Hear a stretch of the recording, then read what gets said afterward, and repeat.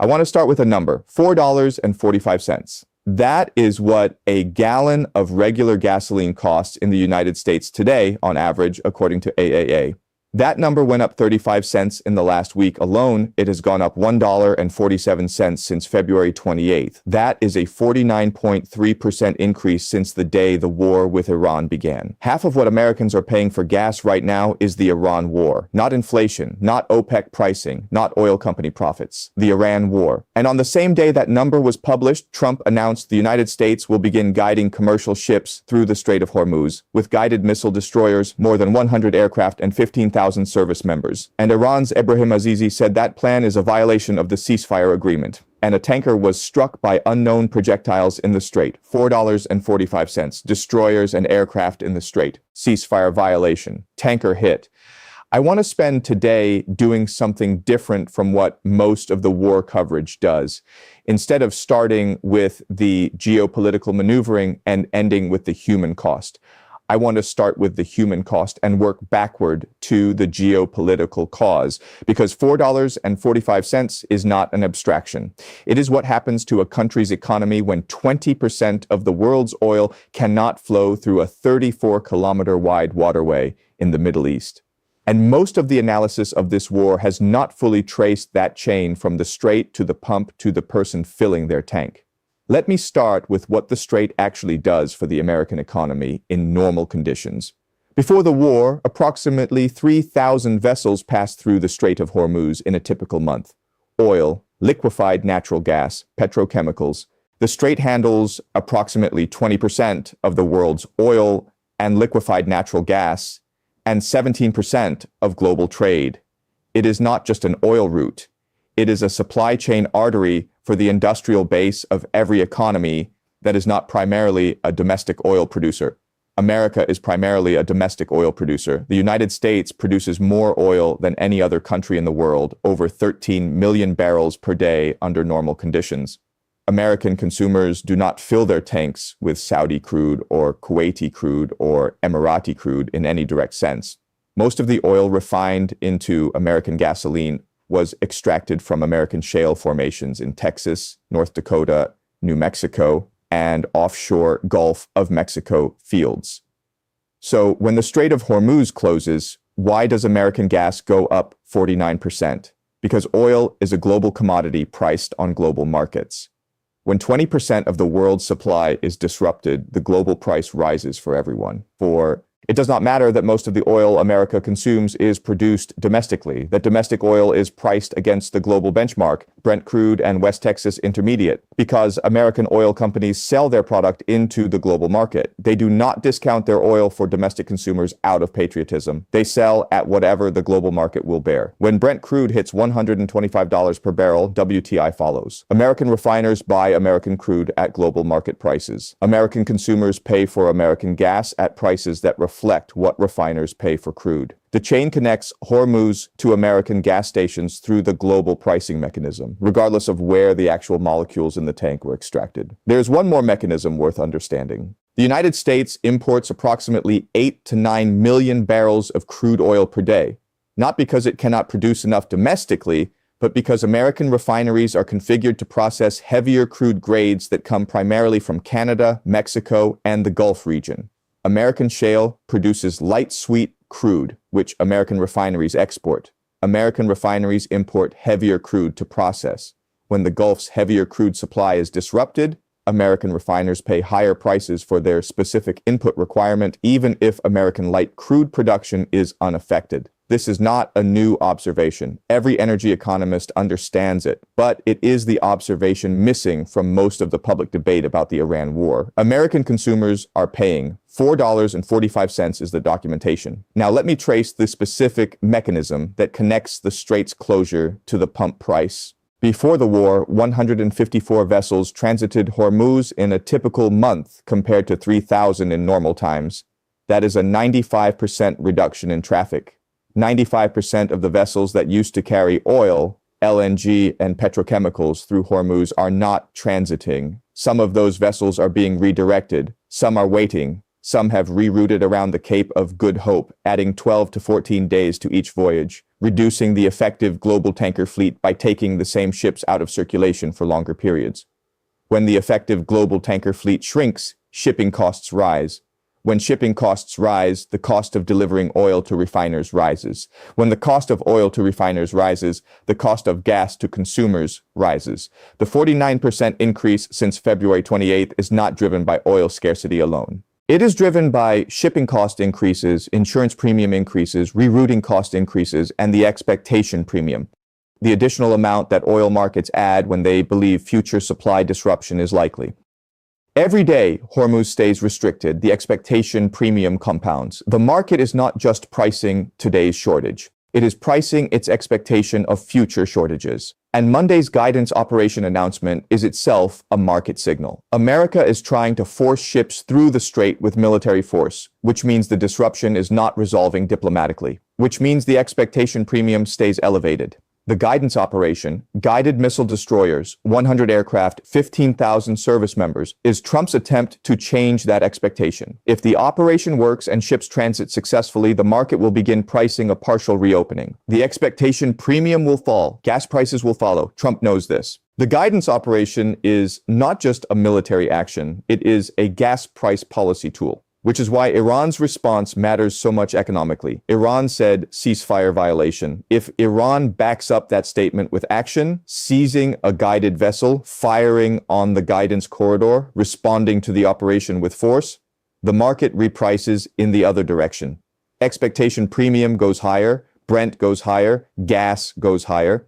The guidance operation, intended to reduce the pump price, produces the opposite effect if Iran challenges it. That is the economic stakes of Monday's guidance corridor. Not just geopolitics, not just ceasefire terms, gas prices. And Trump knows it. This is why the timing of the guidance operation announcement matters. Trump chose Sunday to announce it, Sunday before markets open Monday. If the operation works and ships transit successfully, Monday morning markets interpret it as partial Hormuz reopening. Oil futures fall in Asian trading first. European markets follow. American markets open Monday with oil prices lower than they closed Friday. Gas station wholesale costs begin adjusting. By Tuesday, pump prices start moving down. If Trump can produce a downward gas price signal before Memorial Day weekend, when American driving peaks and gas prices have their largest political visibility, the economic narrative of the war begins to shift.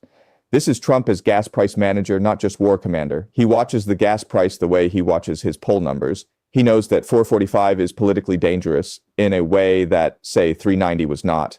He knows that the 23% of Americans who say they are falling behind financially are a cohort that can swing midterm elections. And he knows that a guidance operation that produces falling gas prices, even modestly, changes the economic story of the war at exactly the moment public opinion is at its most skeptical. 61% saying the war was a mistake. Iran read this logic immediately. Azizi said ceasefire violation, not because Iran cannot identify the difference between guidance and combat, but because Iran understands that a successful guidance corridor changes the economic facts that are Iran's primary leverage. Iran's leverage is the pump price. If the pump price falls because ships are transiting successfully, Iran's leverage diminishes. The 48% of Americans who told the poll they would accept a worse deal to end the war start to ask, why accept a worse deal if gas is falling on its own? The political pressure for a deal decreases as the gas price decreases. Calling it a ceasefire violation is Iran's way of saying, this operation is designed to reduce our negotiating leverage by reducing the economic pressure on American voters. That is the real argument behind the ceasefire violation statement.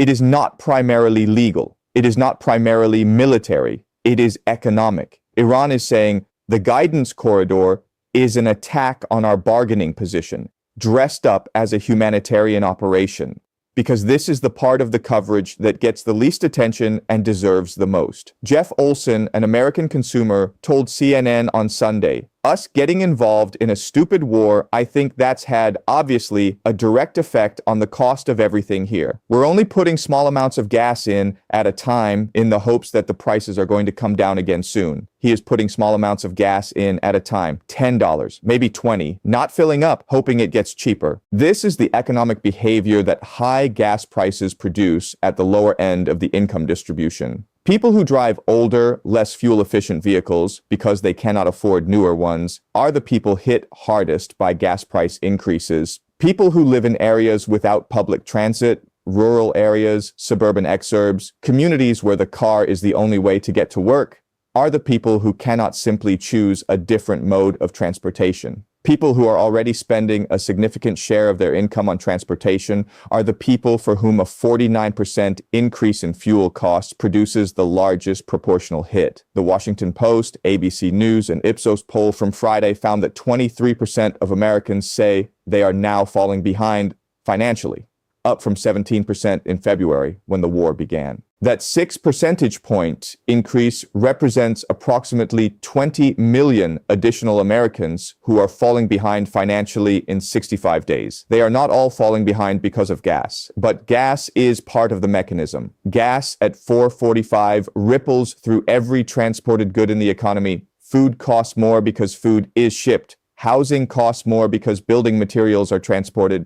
Electricity costs more because natural gas prices follow oil prices. The 49% increase in pump prices is the most visible number in a broader inflation that touches every category of consumer spending. The poll found 48% of Americans say they would accept a deal with Iran, even if it results in a worse deal for the United States. 48% say take the worst deal if it makes the gas price fall. That is the political economy of 445. It is telling Trump the cost is being felt and the population is willing to accept a less than maximally good outcome in exchange for relief. Now let me explain the guidance operation in this economic context, because it makes the operation's logic clearer than the security framing does. If the guidance operation works, if ships transit the corridor successfully without Iranian interference, the market interprets it as partial Hormuz reopening. Partial reopening means increased supply flow. Increased supply flow means the supply premium in the oil price falls. Brent could drop from 125 toward 110 or 105 on the news. American gas prices follow Brent with a lag of approximately 3 to 4 weeks. By late May or early June, if the guidance corridor is functioning, American pump prices could fall by 15 to 20 cents per gallon.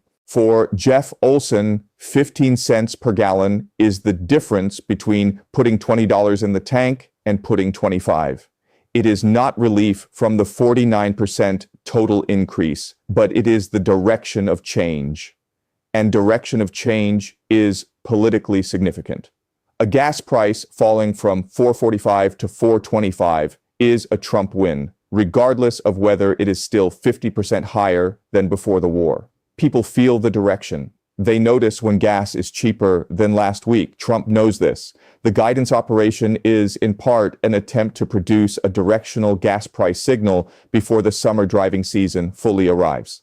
This is why Trump announced it on Sunday and framed it as humanitarian. Destroyers and aircraft and 15,000 service members are not typically described as humanitarian resources. They are combat assets. But the humanitarian framing produces the gas price signal Trump needs. Ships will flow, supply will improve, prices will fall, without requiring Iran to formally capitulate or the ceasefire to formally end. Iran read this logic immediately. Azizi said, ceasefire violation. Not because Iran cannot identify the difference between guidance and combat, but because Iran understands that a successful guidance corridor, regardless of what it is called, changes the economic facts that are Iran's primary leverage. Iran's leverage is the pump price. If the pump price falls because ships are transiting successfully, Iran's leverage diminishes.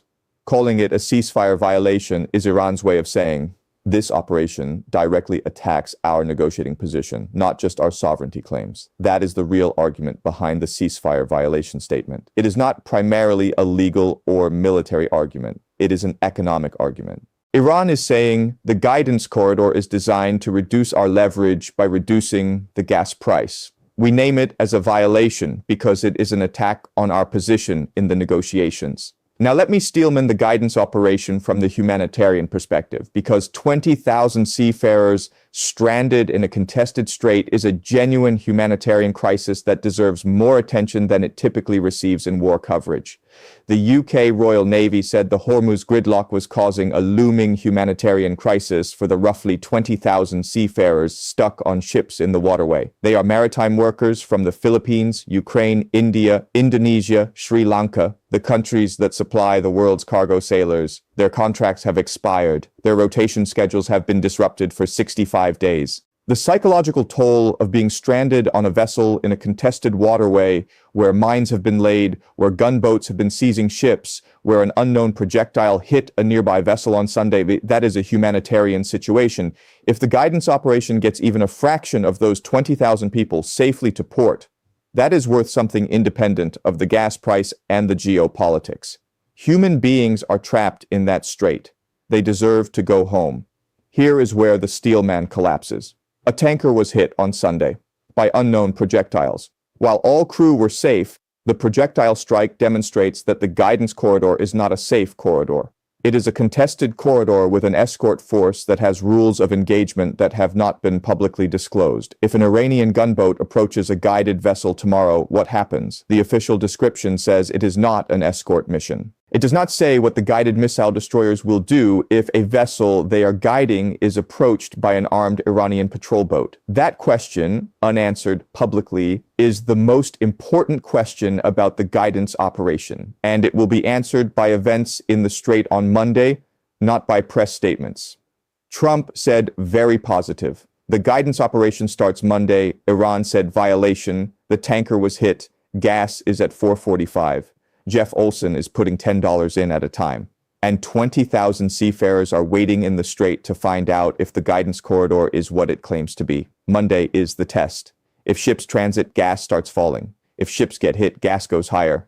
And neither Trump's Truth Social posts nor Iran's parliamentary statements will matter as much as what happens in 34 kilometers of contested water overnight.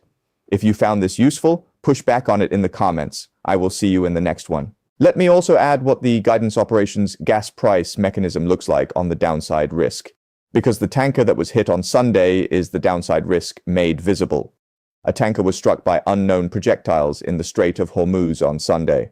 All crew were safe. The source was not identified. It happened around the time the guidance operation was being announced. If that strike was a signal from Iran or from the IRGC or from any of the regional actors with the capability, it is telling the market the guidance corridor is not safe. Shipping insurance premiums will not fall just because America has destroyers present. The market will not price lower supply risk just because a military operation has been announced. It will price lower supply risk when ships actually transit safely and without incident. Every day, the guidance corridor is tested by a projectile strike or a seizure attempt. The market's expectation premium stays elevated. Every day, no incident occurs. The premium falls slightly. The guidance operations gas price effect will be measured in incidents per week, not in press announcements, and the first week will set the expectation. Monday is the first test. If no ships are hit Monday, expect Brent to fall slightly. If a guided ship is hit or seized Monday, expect Brent to rise toward 130. And at 130, American gas goes above 450. At 450, the political cost accelerates past any previously tested threshold in this administration's domestic calculations. That is the economic argument for why Monday matters more than most days in this war have. Not because of what it means geopolitically, because of what it means at 445 a gallon. Jeff Olson is putting $10 in at a time. 20,000 seafarers are waiting in the strait. Trump said very positive. Iran said ceasefire violation. A tanker was hit. Monday is the test. The pump price will tell you the result before any press conference does. If you found this useful, push back on it in the comments. I will see you in the next one. And here is the last thing I want to say about 445. It is a number that exists in a specific political moment.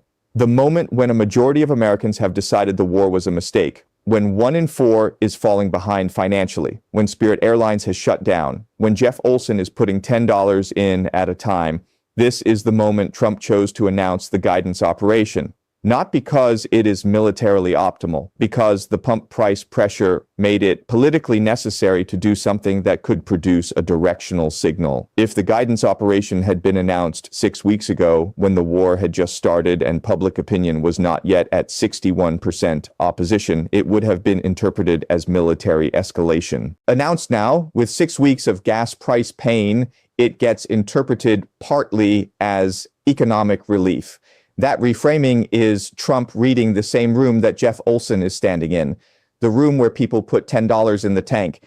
The guidance corridor is not primarily a military operation or a humanitarian mission or a ceasefire violation. It is a gas price response, framed with destroyers, justified with seafarers, contested by Iran, but fundamentally, at its core, a response to 445. That is the war on Sunday, May 4th, 2026. Described from the bottom up. One more connection I want to make before I close. The FDD lobbyist who joined the diplomatic team, Nick Stewart, spent years arguing that economic pressure alone, sanctions and maximum pressure, would not be sufficient to change Iranian behavior and that military options should remain on the table. The organization he lobbied for, the Foundation for the Defense of Democracies, has been one of the intellectual architects of the view that Iran must pay a military price before it will make meaningful nuclear concessions. His addition to the team, alongside Witkoff and Kushner, tells you something about the administration's internal theory of the case. The economic pressure from the blockade plus the military option in reserve is the framework they are working with. That framework has produced 445 gas. It has produced 61% of Americans saying the war was a mistake. It has produced Spirit Airlines shutting down. And it has produced, on Sunday, a guidance operation that is simultaneously a gas price response and a military escalation and a humanitarian mission and a ceasefire violation claim, all at the same time in the same 34-kilometer channel. 445. Destroyers and aircraft. Ceasefire violation. Tanker hit. Jeff Olson putting $10 in. Monday is the test.